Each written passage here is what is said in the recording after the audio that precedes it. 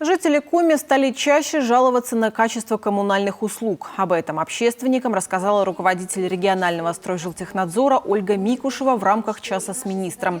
Напомним, подобные встречи проводят по поручению главы Коми. По словам главы ведомства, в прошлом году к ним поступило 12,5 тысяч обращений. В итоге в сфере ЖКХ выявлено 5,5 тысяч нарушений. Однако рост таких сигналов не связан с ухудшением качества жилищно-коммунальных услуг, отметила Ольга Микушева. Увеличивается количество способов подачи обращений, доступность.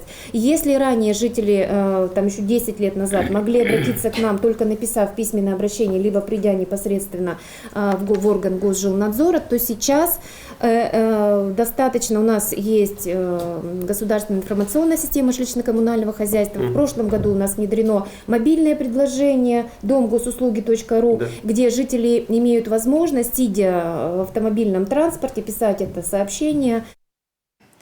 В прошлом году, благодаря оперативному вмешательству стройжилтехнадзора, ряду жителей Усогорска сделали перерасчет за некачественную воду на сумму более чем 700 тысяч рублей.